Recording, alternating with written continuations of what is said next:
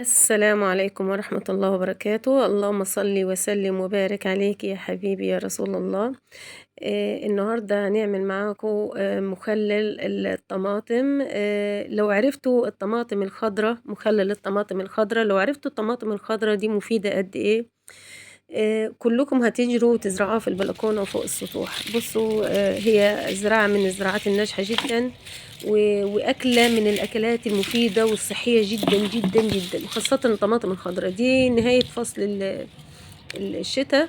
وأنا عملت لكم فيديوهات سابقة لميت المحصول كذا مرة. فاضل بقى نهاية الشتاء إن أنا ألم شوية من الطماطم الخضراء، لأن أنا عايزة أغير المحصول وأزرع حاجات تجهيزات رمضان بإذن الله. فالنهاردة هعمل لكم تجهيزات من تجهيزات رمضان بإذن الله، وهعمل لكم أكلة صحية بمكونات صحية جدا جدا، وطريقة مدهشة لتخليل الطماطم الخضراء، وإن شاء الله هتعجبكم. أولا هقول لكم على فوائد الطماطم الخضراء وأنا بجني في الطماطم الخضراء.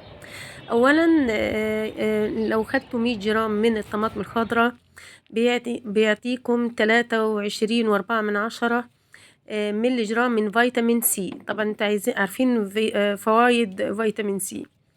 طبعا الفيتامين ده بيحافظ على الشخص من الشيخوخة المبكرة والتجاعيد. كمان تحتوي الطماطم الخضراء على البوتاسيوم وفيتامين A وبي وسي. تعمل على مرونة الجلد، فيها فيتامينات كثيرة بتساعد على مرونة الجلد وحفاظ على نضارة وحيوية البشرة. مفيدة جدا في النظام الصحي للأشخاص الذين يقومون بإنقاص الوزن، لأنها تحتوي على فيتامينات، أو تحتوي على فيتامين بي 3 اللي بيحد من تكوين الكوليسترول، وبيساعد على تظبيط كمية الكوليسترول في الجسم يا جماعة. يبقى هو من الأكلات الصحية جدا اللي بتحافظ على عدم تكون الكوليسترول، او بتساعد على ان نسبته تبقى مظبوطه في الجسم. انا هنا غسلت الطماطم طبعا اللي انا جنيتها، وهنقيها طبعا، هغسلها غسله كويسه، انا لسه ما غسلتهاش. نقيها من الشوائب اللي فيها حتى الطماطم الحمراء على فكره هي لسه خضرة بس محمره شويه يعني. مفيده جدا الطماطم الخضراء للوقايه من السرطان، غنيه بمركب تومادين الطبيعي الذي له القدرة على الحفاظ على الكتلة العضلية من التلف والضمور الذي يصاحب الشيخوخة. يعني كمان بتحافظ على العضلات. يعني كلوا يا جماعة لما تلاقوا كمية طماطم خضراء في السوق، احرصوا انكم انتوا تجيبوها في البيت وتاكلوها ان شاء الله كده. حطيها اعمليها سلطة اللي بتبقى مفيدة جدا جدا اكتر من الطماطم الحمراء. كمان ممكن تعمليها يا جماعة، ممكن تخلليها في المش. يبقى هنا في طرق كتيرة خالص لتخليل الطماطم. ممكن اعملها بالطريقة اللي انا هعملها لكم النهاردة، طريقة حلوة خالص ان شاء الله هتعجبكم. ممكن انزلها في المش او الجبنة القديمة. وهقول لكم على طرق تانية ان شاء الله. قلنا بتحافظ على الكتلة العضلية من الضمور اثناء الشيخوخة، تظبط نسبة الكوليسترول في الجسم لانها تحتوي على فيتامين بي 3. لها تحتوي على مادة الصفصاف الذي له القدرة على القضاء على الأوردة البارزة، بتعالج الدوالي يعني. يبقى مضاد للبكتيريا، تقتل تعالج الروماتويد، وتحتوي على فيتامين كي وبي 3 بي 6. يبقى كل ما تلاقي كمية طماطم في السوق هاتوها. بصوا يا جماعة، قرنين فلفل سخنين ومع معلقتين كبار من هريسة الشطة او هريسة الفلفل حسب ما انتوا حابين يعني. انا شطة وفلفل مكوناهم مع بعض، والمكونات دي لازم تبقى عندك في البيت، حاجة تحفة جدا وبتنفعك طول الوقت. ملعقتين كبار من هريسة الفلفل الشطة، بنزل عليهم معلقة كبيرة او ملعقة ونص من البابريكا. بعد كده بحط عليهم ملعقة من الثوم المفروم، وهنزل بملعقتين كبار من خل التفاح او الخل العادي او الخل الابيض، يعني خل التفاح او الخل الابيض. فقلنا دايما وكمية من الملح. دي المكونات اللي انا هحشي بيها الطماطم. هعملها طماطم مخللة، مخلل طماطم جميل. ناكلوه سلطة، ناكلوه مخلل، المهم تاكلوا طماطم خضرا يا جماعة. هتلاقوها في السوق كتيرة. كل ما تلاقيه هاتيها واعمليها سلطة مع السلطة الخضراء، يبقى انت شفتوا طبعا أهميتها وقيمتها الغذائية المفيدة جدا وصحية جدا. فحاولوا انكم انتوا من الأكلات الصحية، حاولوا انكم انتوا كل ما الاقيها في السوق بجيبها. طبعا هنزل المكونات دي كلها في الخلاط.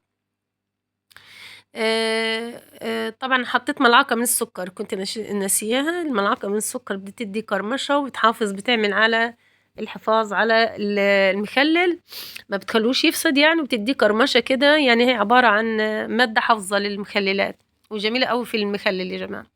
خلاص حطينا ملعقة من السكر، هنزل المكونات دي كلها في الخلاط واطحنها طحنة كويسة.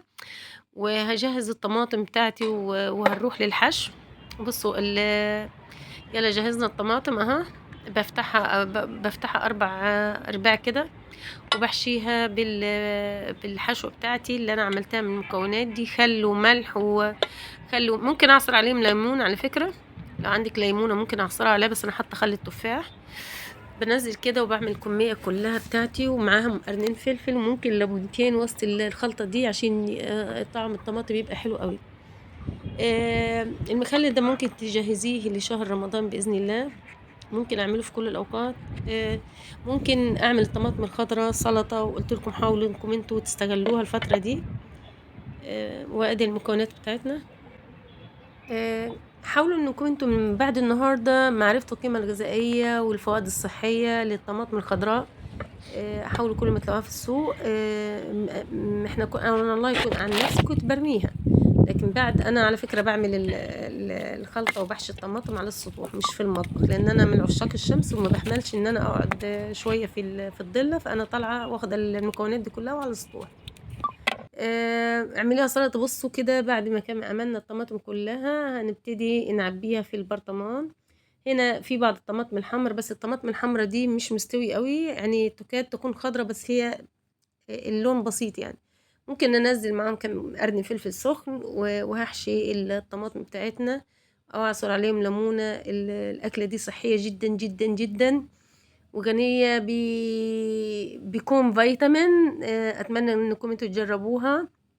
لو وصلتوا لحد هنا في الفيديو، لو اول مرة تدخلوا على القناة بتاعتنا، ما تنسوش اللايك والاشتراك عشان اقدم لكم كل ما هو جديد ومفيد في عالم الطبخ والصحة. افكارنا جديدة مش مكررة، بحب اقدم لكم افكار لعل وعسى ان هي تكون بتفيدكم يعني.